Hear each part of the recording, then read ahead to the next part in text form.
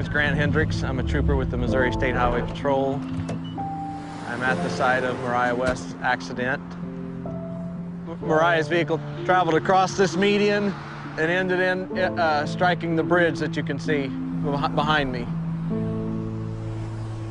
When I got to the scene, her face was disfigured from sliding down the roadway. It's funny, the first thing I noticed about her was her shoes. Lying in the roadway in a large pool of blood, I noticed her shoes, and I thought, this is a young girl. That's the first thing I thought when I saw this. And at that point is when I noticed her cap and gown was still in her car. She was going to graduate the next day. It was just a really horrific scene, all because of a senseless text message.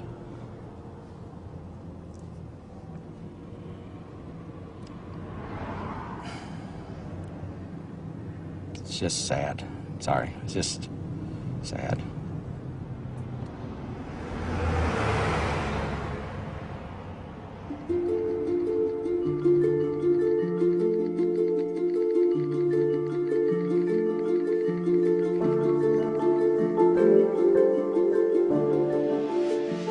Ashley would text hundreds of messages every day. That was the way we kept in touch. We would definitely text more than we talked. Mariah was a multitasker extraordinaire. She could text better than anyone I know. She could be having one conversation with me, completely focused, while having a text conversation with somebody else. When you do something 7,000 times a month, you tend to learn where those 26 letters are. We would be at school, at home, movies, bowling, driving. Not even looking at her phone. Just simple, insignificant, useless, whatever it may be. About anything and everything. Just a way to pass the time. It didn't matter where we were constantly texting. This is my sister. She was looking at my message that I had just sent her. When she looked up, she had clipped the median on the left-hand side of the road. Her truck flipped, and as it was flipping, she was actually ejected through the driver's side door, and she landed in the ditch about 300 feet from her truck.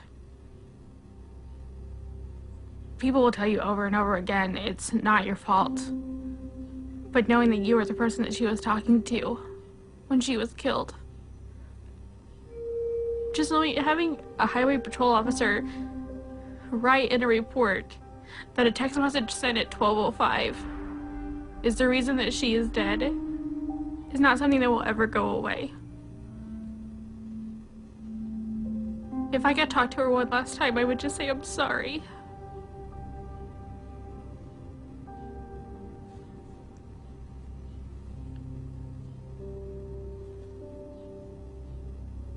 This is her cell phone that she used in the accident. 4 little letters. That's what killed her.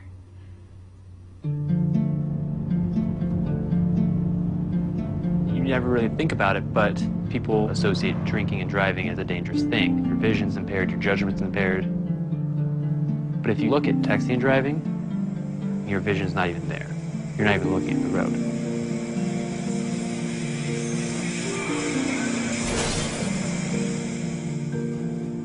If someone were to ask me to drive down the road and close your eyes for 5 seconds or 6 seconds, I would never even attempt that. But then if someone asks, read this text message and respond to that in about the same length of time, well, that would be no problem. I'd done that numerous times in the past before this accident.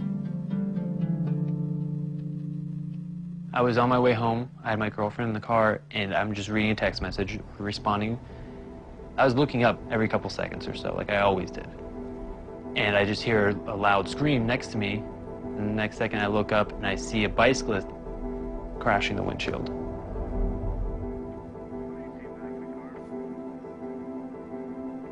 When I got out of the car, he didn't have a pulse, he wasn't breathing.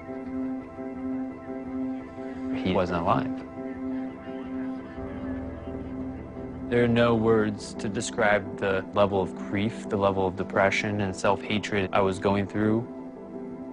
My first year of college, I just remember one girl recognizing me and saying, oh, I remember hearing about you You're that guy who hit the bicyclist because you were texting and driving. That was actually the day before I ended up going to the hospital for emotional problems. I sent one stupid, meaningless text, LOL, and killed the man.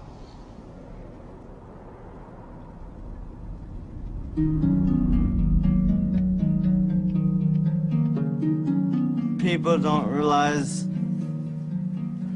it could just take 3 seconds. I was going to the movies and the car just went directly into a tree and it was a direct collision. I was the passenger. I collided with the tree on my right temple and I was declared dead on the scene 3 times.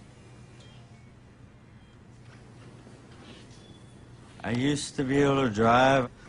I used to be able to go for walks. I used to be able to run around town by myself. I used to have a job. I was normal. And all this, I cannot do anymore because they had the text. This is the text message that changed my life forever.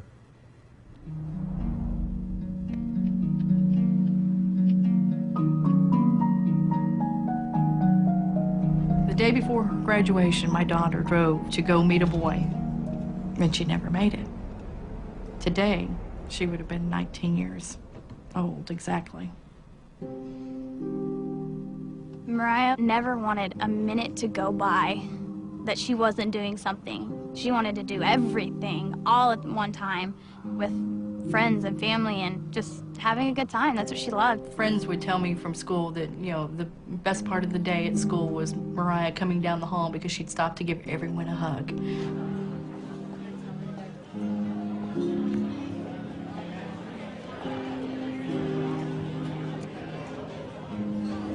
Okay, guys, in honor of Mariah. Happy birthday to you. Happy birthday to you. Happy birthday, dear Mariah. She had met a guy who played baseball, and one evening she just spontaneously got in her car and said, "Hey, I'm gonna come watch his game." He was texting her to tell her directions of where she needed to go. And I guess she just looked away for too long. Where are you at, you know? Like that was it. One of her friends had no idea that she had been in an accident, so he kept texting. We ended up having to send him a text back to say, please stop. She's in critical condition in the hospital, and we don't know if she'll even make it. She always worked her magic, you know, and still to this day, without her being here, she's so much still a part of our lives every day. She was our sunshine. She really was.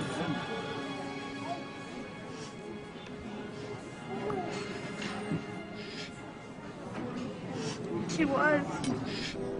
It's a simple text message. Where are you at? 3 simple words. She paid the ultimate price for her actions. I've had to do this more than once. Mariah is not the only victim that I've dealt with. And it never gets any easier. And it won't get any easier. What is worth losing your life over? That text message?